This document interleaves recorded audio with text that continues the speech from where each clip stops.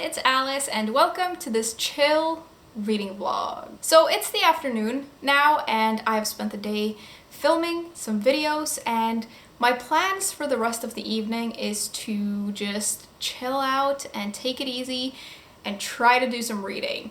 My reading mood is not great. Like, I don't know what's going on, but for the past couple of months I just haven't been reading that much, and this month I really haven't been reading a lot. So I sort of wanted to carve out some time this evening to like try and make some progress on the book that I'm reading. I'm gonna make myself some dinner soon as well. I want to make something delicious but easy and that doesn't take too long. I'm just gonna have a look through my fridge and see if I can find something to make. It's probably gonna be pasta because that's what I usually eat when I don't know what to eat. And I thought we could just spend the evening together and hang out for a bit. Before we do any of that though, I have a package that I want to open that I got. This like packaging of it is like very rustly, so if it makes a lot of noise, I'm sorry. But I'm gonna open this package. Now, I don't know what's in this package, but I do know where it's from. It's from the book fair in Gothenburg because I was supposed to go there this upcoming weekend and I can't go because of COVID, which really bums me out, to be honest, because I was very excited to go. It's my first like event that I've ever been invited to, and it's like a really big deal. It's like the biggest book fair in Scandinavia, and I can't go. I can't cross like the country borders, I guess, without having to spend like 14 days inside afterwards. So I can't go, but they did send me this package, so we'll see what's inside. And I do think I get like a digital pass to get to go, so I get to see some of it even though I don't get to actually go there. I do think I might get to go next year though. Hopefully, maybe. It's far off, but it's something to look forward to, I guess. But I'm excited to see what's in here. So the first thing that's in here is this little postcard, and on the back here it says, "Here is your code for the digital pass." So I get to at least attend digitally, which is going to be exciting. I think there are going to be like some author chats and some like panels and stuff, which is going to be exciting. I haven't looked on the website for a while, and I think they've posted like the program, so I'm excited to see that, and I'm just gonna watch it from home. The second thing that's in here is this little notebook, and it says, "Today a reader, tomorrow a leader," which I feel like is pretty accurate. Ooh, this is really nice. This is like a leathery type texture, and it's basically just a notebook. I love notebooks, so that's very exciting. And it has like gold pages, this kind of thing, which I love. So that's really nice. There's also a matching tote bag, which says the same thing. This is the logo for the book fair. This is actually a really nice, like sturdy tote with like really good handles, so you can never have enough totes, so that's exciting. And then I think maybe this is the program. So in here it says a little bit about like how the digital pass works and stuff, and if you like see any books you want, you get like, you can order them, I guess, which is dangerous for me because there's like a discount code. I don't need any more books, but I also need more books always. And it's just like everything that's going on, all the panels and stuff. So I'm gonna have a look through this and see what I want to attend. And then there's this book. So this says that this is the book about the book fair.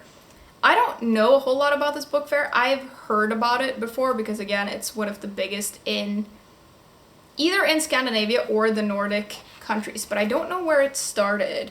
I told my dad about it and he knew about it, and you know, he doesn't know about everything, so if he knows about it, it's usually like old. I think maybe it started in 1986 or like the 1980s at least, which is very exciting. This looks like a really cool book. It has like pictures in it and stuff, and I think this is going to be very interesting to read because I think that the evolution of the publishing industry and just like book fairs and everything to do with books is very interesting, and especially it's interesting to read about everything that's happened for the past like 40 years because the digital age has changed quite a lot of things. So I'm interested to flick through this and find out a bit more about it. And it was really nice of them to send me this package. I think she could tell that I was bummed that I couldn't go, so it's really nice to get this. So thank you to the Gothenburg Book Fair. I hope I get to see you next year, maybe, hopefully. I hope we're out of the pandemic by then, or at least people are vaccinated enough that we can just like go places again. Anyways, I think we should go try to make some food now. We're gonna rummage through my fridge and see if we can find something. All right, so I'm gonna make the dinner that I make whenever I don't really know what to make, and I'm just gonna use what I have in my fridge. I'm basically gonna make like a creamy pasta type thing. So we have some cream. We have these mushrooms that I found in my fridge that I forgot that I had. They're really big, like they look really good. I'm gonna cut those up and put them in the pasta. I'm gonna make it with spaghetti. Gotta have some garlic. We have some Parmesan cheese.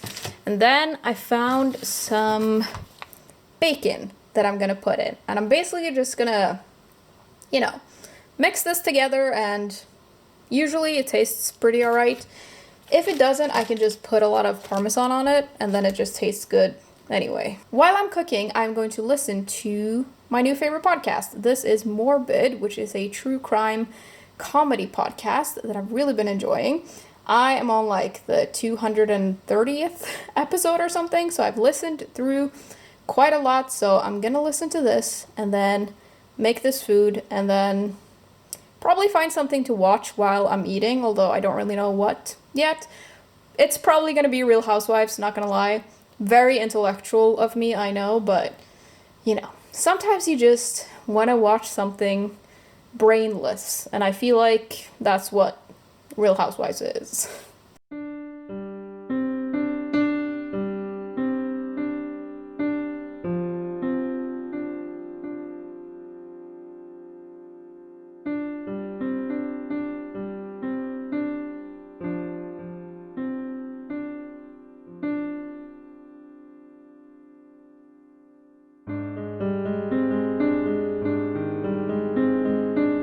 Alright, so I've had my dinner, and it was delicious, and I watched an episode of Real Housewives, which I very much enjoyed, and now I'm actually gonna try to read a little bit. This is the book that I'm currently reading. This is The King of Crows by Libba Bray, which is the 4th book in the Diviners series. I've been reading this book for 2 weeks, probably, and it's taking me a while to get through, which I feel like is not the book's fault. I think it's just me and my mood. But I picked this up because I wanted something light to read and entertaining, and it definitely is, but it is a little bit longer than I thought. Like, I realized this is kind of a thick book, but the font is pretty, small as well, and I feel like out of the 4 books in this series, this is definitely the longest one. I feel like...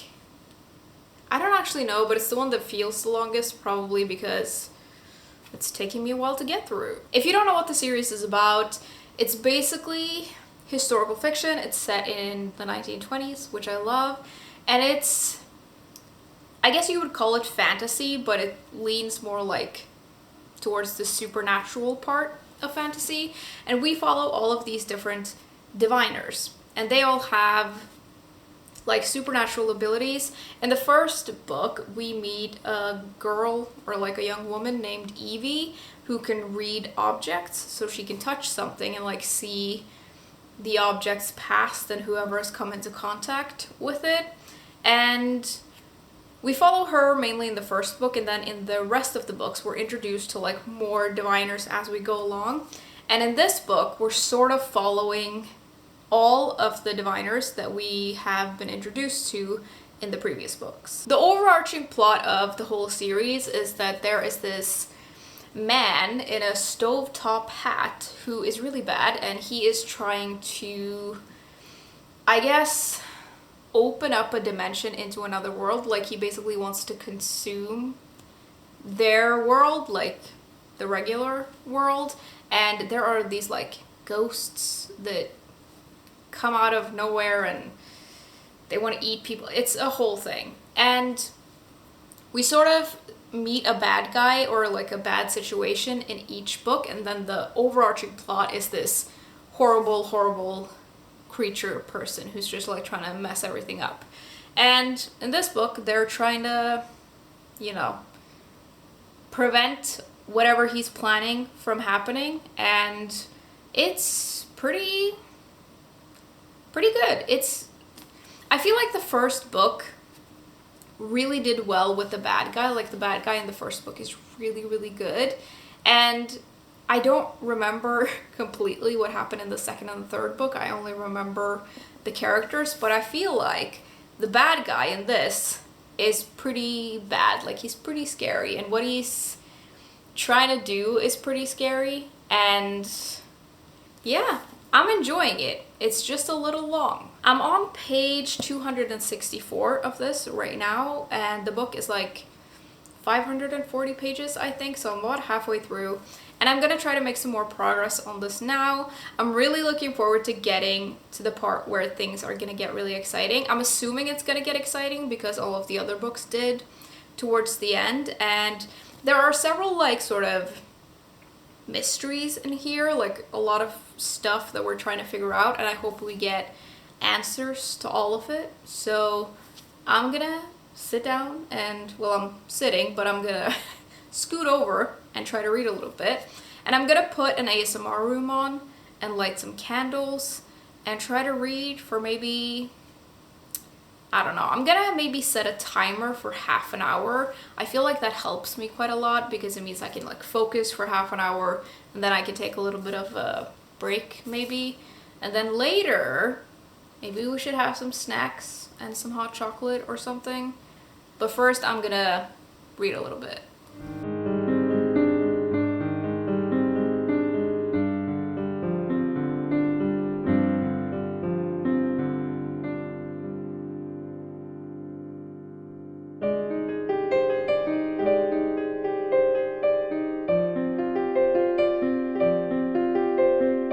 So I've read for about half an hour-ish, and I'm quite enjoying the book. Not a lot is happening really, but there are like ghosts in it, which I'm really enjoying. It's like a little spooky and perfect for, you know, dark evenings. I want a snack though, and so I'm gonna have some of these, which I realize are probably for children, but I really like these. I found them at the store the other day, and I was like, I need some of those. This is like the most basic potato chip thingy ever. I think it's just salt, basically.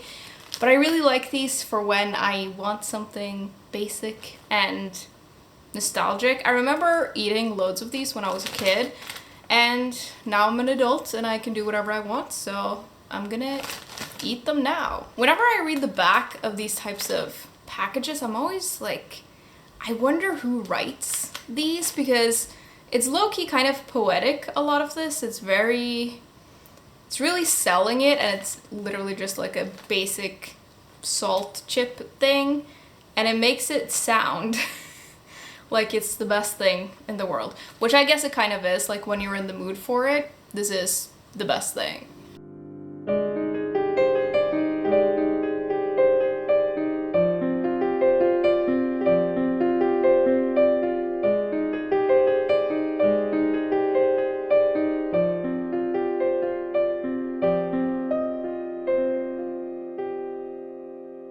This is getting quite exciting and very good.